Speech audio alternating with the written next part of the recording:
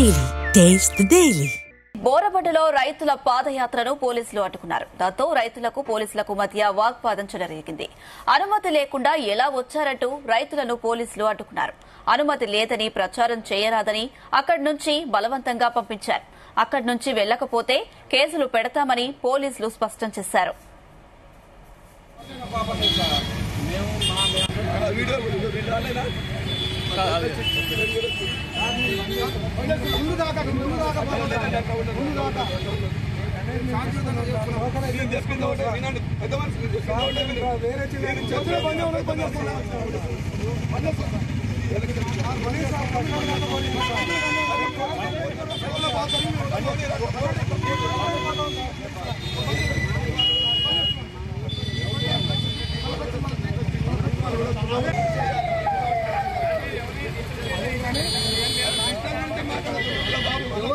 బోరబండలో రైతుల పాదయాత్రను పోలీసులు అడ్డుకున్నారు. దాంతో రైతులకు పోలీసులకు మధ్య వాగ్వాదం చెలరేగింది. అనుమతి లేకుండా ఎలా వచ్చారంటూ రైతులను పోలీసులు అడ్డుకున్నారు. ఇదే అంశానికి సంబంధించి మరిన్ని అప్డేట్స్ మా బ్యూరో చీఫ్ నరేందర్ అందిస్తారు. ఎస్ నరేందర్. రైట్ అనుష, జూబ్లీహిల్స్ ఉప ఎన్నికకు సంబంధించి మరికొన్ని గంటల్లోనే ప్రచారం ముగిసబోతున్నటువంటి నేపథ్యంలో ఆల్ ఆఫ్ సడన్ గా బోరబండలో పాదయాత్ర చేసేందుకు అక్కడికి రైతులు పెద్ద ఎత్తున అక్కడికి రావడం జరిగింది.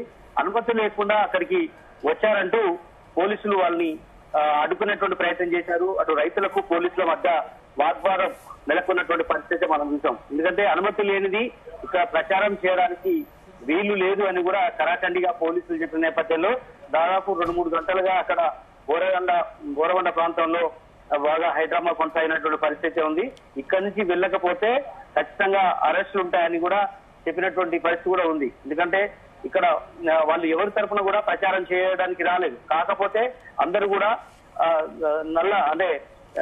గ్రీన్ కలర్ ఆకుపచ్చ కండువాలు కప్పుకొని చాలా మంది రైతులు కూడా వివిధ జిల్లాల నుంచి ఇక్కడికి రావడం జరిగింది. వాళ్ళ ప్లకార్డ్ లో గాని వాళ్ళ పట్టుకున్నటువంటి వాళ్ళ ఫ్లెక్సీలో గాని దాంట్లో చాలా క్లియర్ కట్ గా రాసింది, 2 ఏళ్ల కాంగ్రెస్ పాలనలో 758 మంది రైతులు ఆత్మహత్య చేసుకున్నారు.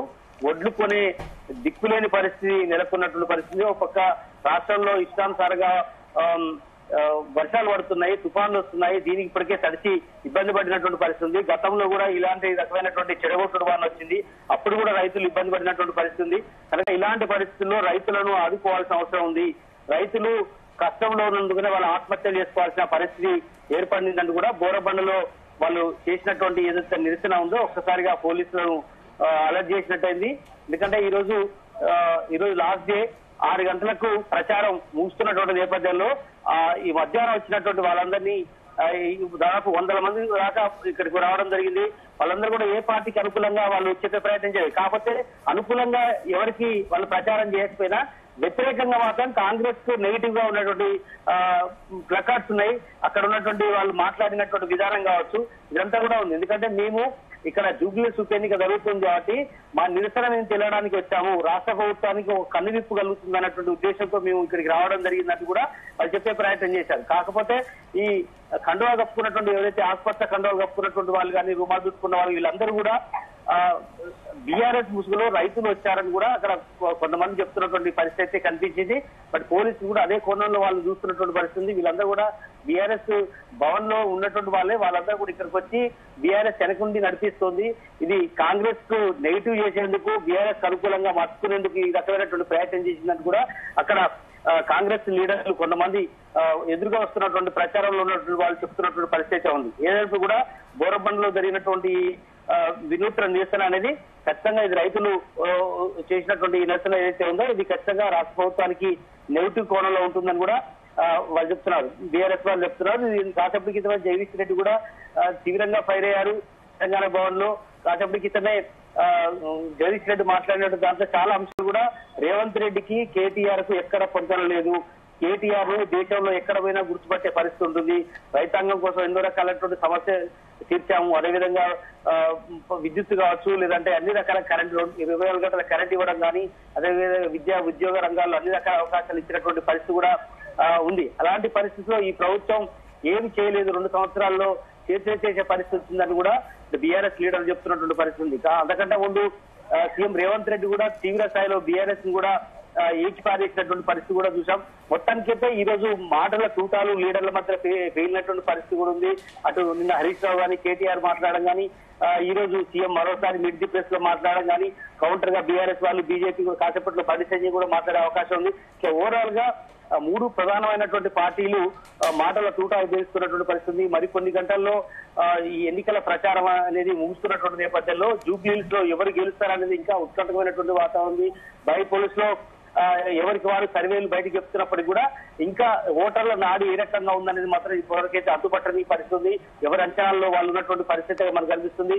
మరి కొన్ని గంటల్లో ప్రచారం ముగుస్తున్నటువంటి నేపథ్యంలో రైతులు కొంతమంది బోరబండలోని కొన్ని ఏరియాలో తిరగడం అనేది ఇక్కడ పెద్ద ఎత్తున చర్చకు దారితీసినటువంటి పరిస్థితి ఉంది. పోలీసులు అయితే వారిని నచ్చజెప్పి బయటికి పంపించినటువంటి పరిస్థితి ఉంది. ఇక్కడ పర్మిషన్ లేని ఎవరైనా ర్యాలీలు కానీ, క్యాంపెయిన్ చేయడానికి కానీ, రోడ్ షోలు చేయడానికి కానీ ఉండదు. అలాంటిది మీరు 100 మందికి పైగా వచ్చారు, మీరు తక్షణమే ఇక్కడి నుంచి వెళ్లిపోవాల్సిన అవసరం ఉంది.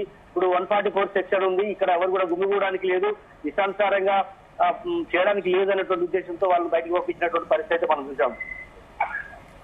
నరేంద్ర, అయితే బోరబండలో ప్రస్తుతం పరిస్థితి ఎలా ఉంది? రైతులకు అటు పోలీసులకు మధ్య వాగ్వాదం జరిగినట్టుగా కనిపిస్తుంది. మరి రైతులు వెనుదిరిగారా?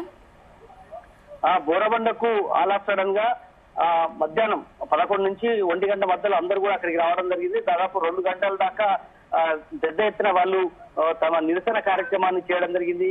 కాంగ్రెస్ అవలంబిస్తున్నటువంటి విధానాలతోనే రైతులు చనిపోయారు. దాదాపు 200 మందికి పైగా చనిపోయినటువంటి పరిస్థితి ఉంది. కనుక వాళ్ళకు మద్దతుగా వాస్తవానికి ఇక్కడ బోరబండలో ఎవరు రైతులు ఉండరు. కాకపోతే రైతులు వాళ్ళ జిల్లాలో ఉన్నటువంటి ఉండవచ్చు, కానీ ఇక్కడ మేలుకొల్పు చేయడానికి వచ్చాము. కాంగ్రెస్ పార్టీ అనుసరిస్తున్నటువంటి విధానం వల్లనే రైతులు చనిపోయారు. కనుక మీరు ఇక్కడ ఈ పట్టణ ప్రజలు కూడా మీరు ఆలోచించాల్సిన అవసరం ఉంది అనేటువంటి వినూత్న పద్ధతిలో వాళ్ళు తమ నిరసన చేయడానికి రైతులు ఇక్కడికి రావడం జరిగింది. ఎందుకంటే ఎరువుల కొరత కావచ్చు, అదేవిధంగా కరెంటు సరిగా రాకపోవడం లాంటి ఇష్యూస్ కానీ, అదేవిధంగా చాలా అంశాలను బేస్ చేసుకొని వాళ్ళు ప్లకార్డు వచ్చారు. దీంతో పోలీసులు వాళ్ళని అదుపులో తీసుకునే ప్రయత్నం చేశారు. కానీ మీరు శాంతియుతంగా తిరిగి వెళ్ళకపోతే మాత్రం అరెస్టులు ఉంటాయని చెప్పిన నేపథ్యంలో కాసేపు గొడవ జరిగింది. ఎందుకంటే మమ్మల్ని కూడా తమ నిరసనను జూబ్లీహిల్స్ ఓటర్లకు తెలియజేయాల్సిన అవసరం ఉంది, మేము తెలంగాణ ప్రజలమే, తెలంగాణ రైతులమే అనేటువంటి విషయాన్ని వాళ్ళు చెప్పే ప్రయత్నం అయితే చేశారు. బట్ ఏదైనా కూడా పోలీసులు కొంత వారిని నచ్చజెప్పి బయటికి పంపించిన నేపథ్యంలో అరెస్టుల వరకు అయితే వెళ్ళలేదు. వాళ్ళను తిరిగి పంపించినటువంటి పరిస్థితిలో కొంత అక్కడ ఉత్కంఠమైనటువంటి వాతావరణం అయితే తొలగిపోయింది. Right Narender, thank you.